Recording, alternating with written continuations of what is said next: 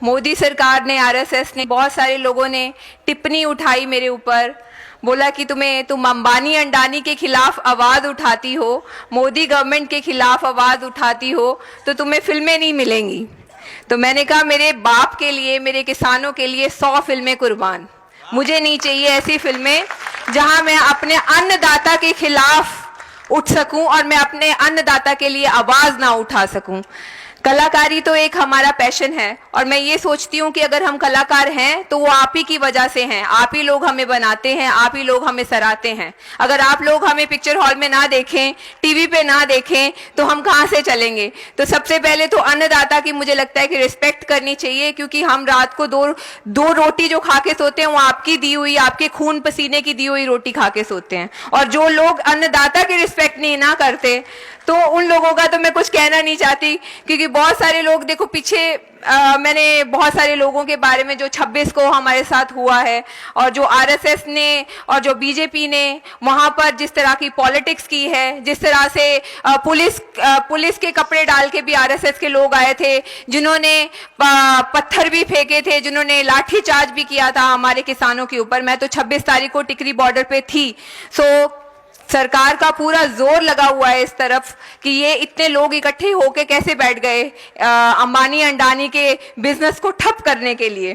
ज्यादातर पहले तो सभी सरकार यही सोचती थी कि हमारे किसान बेचारे गरीब से होते हैं, इनको तो एजुकेशन के बारे में पता नहीं होता, पर इनको नहीं पता हमारे जो बच्चे हैं वो बाहर पढ़ रहे हैं। भाई हमारे बच्चों के पास सब कुछ है, अंग्रेजी भी जानते हैं, सब जानते हैं, सोशल मीडिया फेसबुक पे सब जगह पर हैं, पर ये लोगों ने हमारे इमोशंस के साथ बहुत बड़ा खिलवाड़ भी किया है। और सबसे अभी मैं सोशल मीडिया पे ही देख रही थी, नरेंद्र सिंह तोमर जी ने बोला कि ये भीड़ इकट्ठी करने से आपके बिल वापस नहीं होंगे, पर मैं ये पूछना चाहती हूँ, यही भीड़ ने नरेंद्र जी आपको कुर्सी पे बिठाया है। हमारा लोकतंत्र है ये, अगर ये भीड़ चाहे तो आपको कुर्सी से उठाकर नीचे भी फेंक सकती है।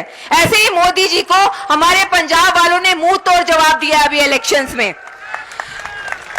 एक तरफ मैं देखती हूँ, मैं नहीं जानती थी हरियाणा में, एक्चुअली मैं कलाकार थी, तो मैं देखती हूँ कि हमारे अभय चौटाला जी ने भी इस्तीफा दिया। ऑल ओवर इंडिया में बहुत बड़ी बात है कि किसानी हक में एक इस्तीफा आना, ये हमारी बहुत बड़ी जीत थी। तो हम ये एक्सपेक्ट कर रहे थे और भी जितने हमारे पॉलिटिशियंस हैं वो इस्तीफा देकर अगर बैठ जाए ना हमारे किसानों में आकर, तो सरकार तो 1 मिनट का काम में गिर जाएगी मोदी की।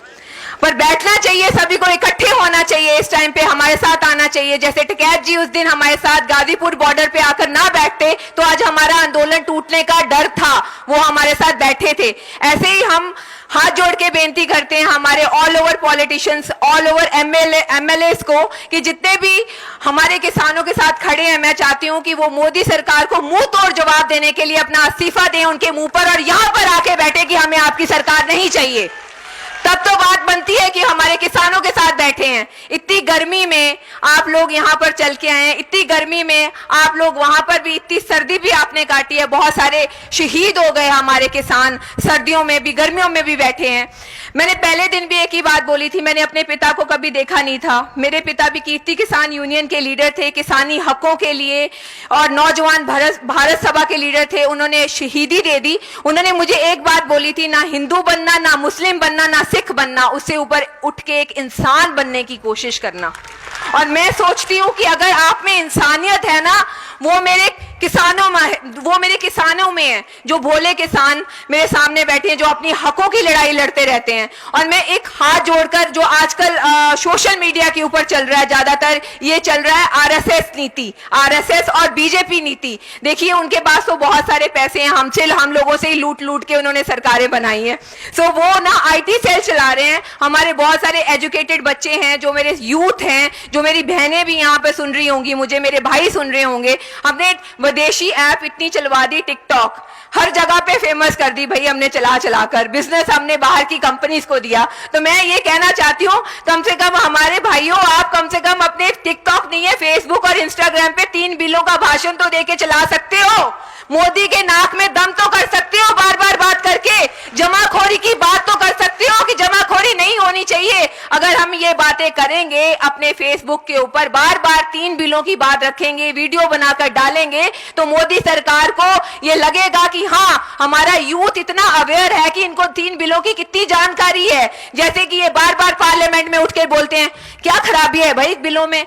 बिलों में तो कोई खराबी नहीं है। बड़े सरकास्टिक तरीके से मोदी जी, जैसे मुझे लगता है कि उनको एक्टिंग का शौक था, बड़े अच्छे अच्छे लिबास लेके आते हैं, कभी दाढ़ी लंबी कर लेते हैं तो बड़े अच्छे से हंसते हुए कहते हैं, देखिए जी मैंने किसानों के लिए क्या किया, किसानों के लिए तो बिल लेके आए थे। भाई किसानों को बिल नहीं चाहिए तुम्हारे, क्यों लेके आए किसानों के लिए बिल? कितनी बार बोला हमारे किसानों ने बैठकर कि हमें तुम्हारे बिल नहीं चाहिए, नहीं चाहिए, बट फिर भी जबरदस्ती घुसाने के लिए लगे पड़े हैं, क्योंकि अंबानी अंडानी की गोदी में बैठे हुए हैं हमारे मोदी जी।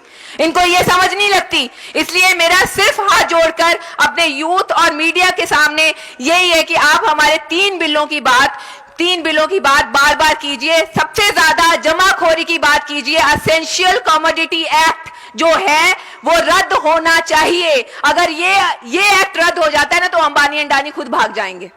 तो हमें ये बात हमेशा करनी चाहिए। मोदी जी बार बार पूछते हैं ना कि क्या प्रॉब्लम है ये बिलों की, तो बोलो एसेंशियल कमोडिटी एक्ट नहीं चाहिए मोदी जी, जमाखोरी नहीं चाहिए, नहीं चाहिए हमें प्राइवेटाइजेशन, मत बेचिए अंग्रेजों की तरह हमारे देश को। बस मैं यही कहना चाहूंगी, जितनी सी में से भूल चूक हुई हो तो माफ करना।